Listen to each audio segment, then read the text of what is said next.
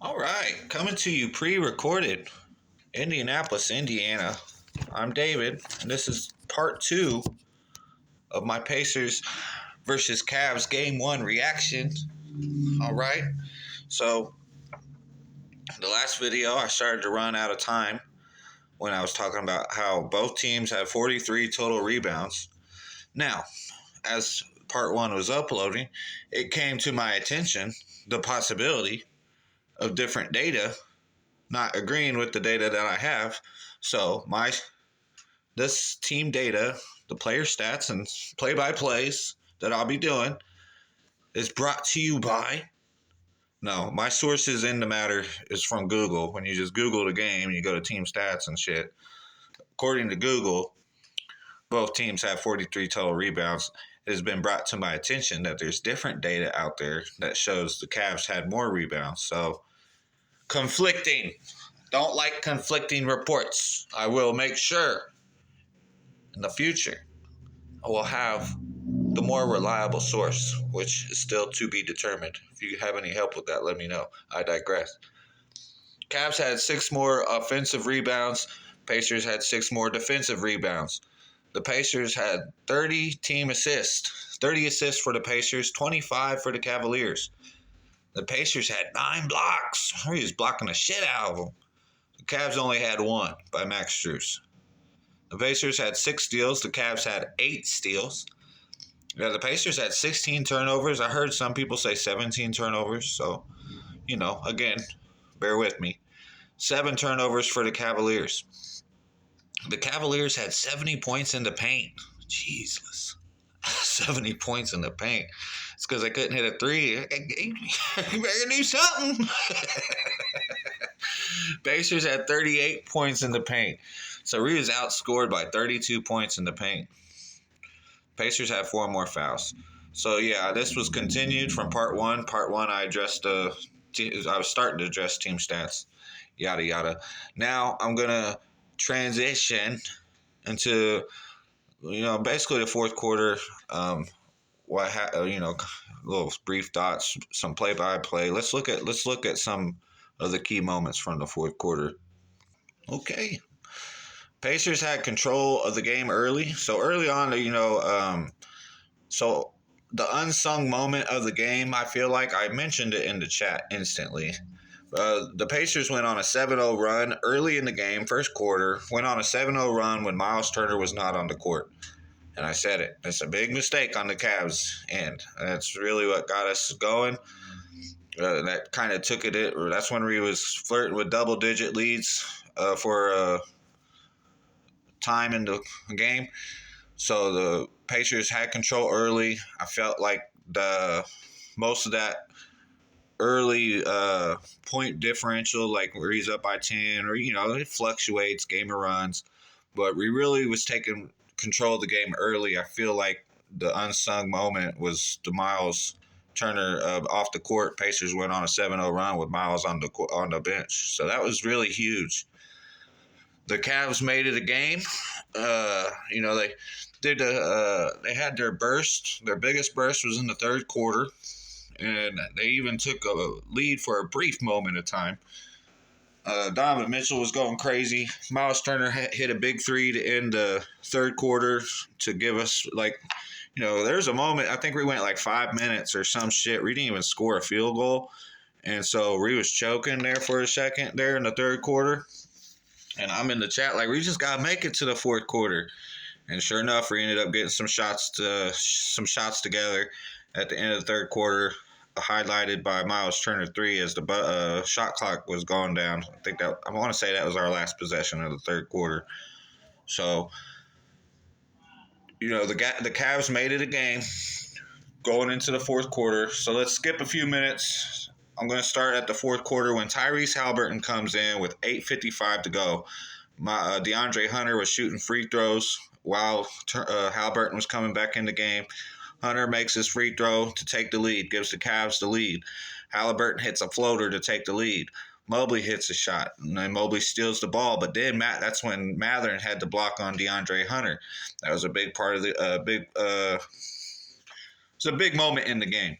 You know, they I want to say that play got reviewed. Right, there was 7:44 left to play at this time.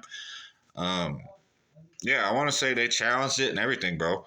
So that ended up being a clean block. Big part of the game.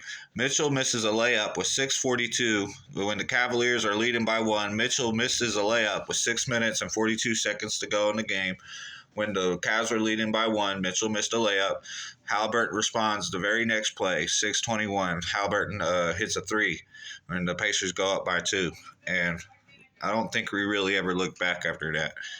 A few more other plays. Nembhard hits a three to go up five with 5:41, so the Cavs didn't do shit.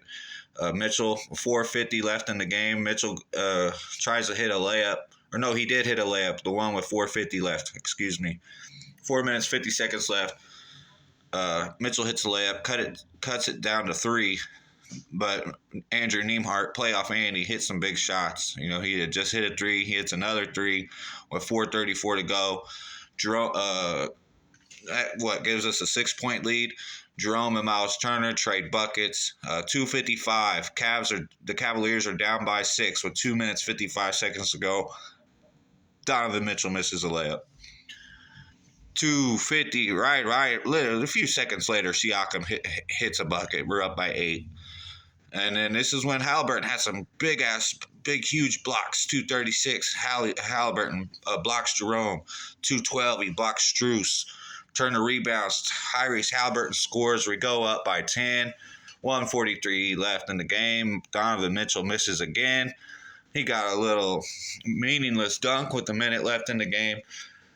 The game was over. I mean, it was just so fast. We come at you like just fast. Just like that, before you even know it, right? Cavs must have felt real good. Killed it in the third quarter. Cavs had a great third quarter. Must have been feeling, okay, we're at home. We're starting to get it together. And Halliburton comes in the game. Y'all had to lead in the fourth quarter until Halliburton came in the game. The Cavs had the lead in the fourth quarter until Halliburton came in the game. That's just the facts. That's the reality. Mitchell missing. I told you in the last video, hey, Mitchell's a great player, but he's going to fuck it up at the end of the game. Brick. Donovan Mitchell was basically a no-show in the fourth quarter. He got I think he got a couple buckets. I'm being a little hard, but Donovan Mitchell, you needed that energy you had in the first half. We needed that in the fourth quarter. It ain't how you start, it's how you finish. All right? The game don't start till the fourth quarter, okay?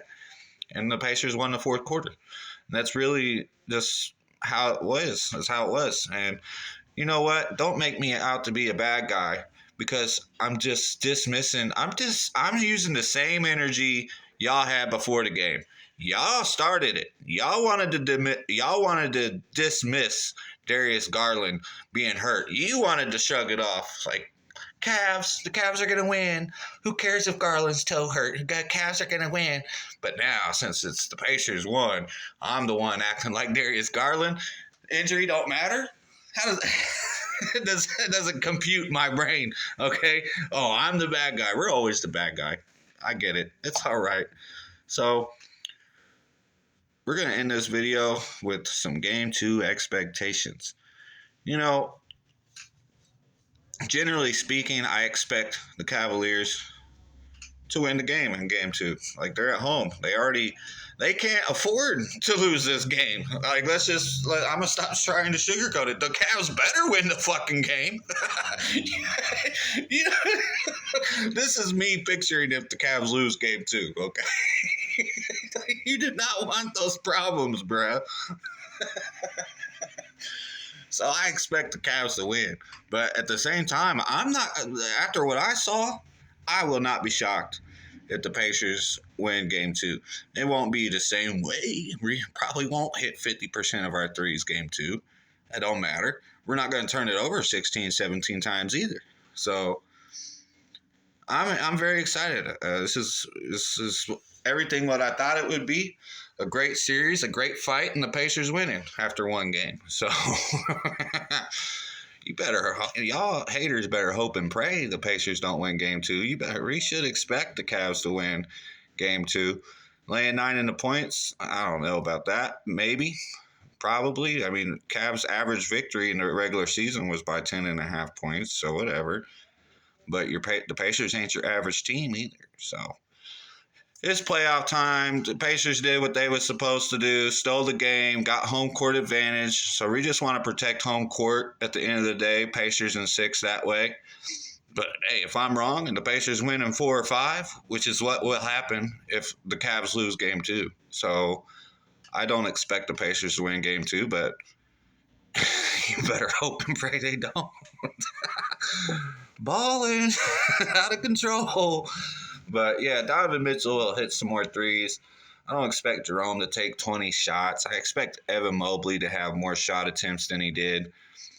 What else would I expect? I would expect Max Strus to get loose. I'd expect Max Strus to score more than 10 points. I'd expect DeAndre Hunter to have 15 points. I would expect the Cavaliers to have better ball movement than they did in the first, more ball movement than they did in game 1. They had 5 less assists than the Pacers did in game 1. So I would kind of expect the Cavaliers to have more assists than the Pacers.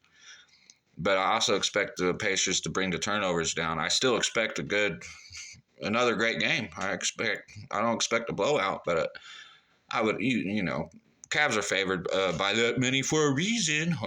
We're about to find out if it's good reason. We might be reliving like when the Heat beat the Bucks in the first round a couple of years ago. This is a lot what the market was like. Even when the Bucks was down in the series by a couple things, they was still like, surely the Bucks will get the Heat, right? And that's almost what this is, right? Surely the Cavs will beat the Pacers, right? Hey, somebody said, don't even make Darius Garland play game 2. You can split without him. Yeah, this is y'all's problem. Y'all just assume. Y'all just think you can just do shit that you can't do. If Darius Garland can play, he better fucking play. There is no, we can split without him. You take that approach, you're getting swept, bro. That's mostly what I had to say. I could keep babbling and repeating myself. So I snuck in the game 2 expectations in there so we can keep this at a 2-part video. I appreciate y'all coming through. Stay tuned, man. Can't wait for game 2. I'll be back.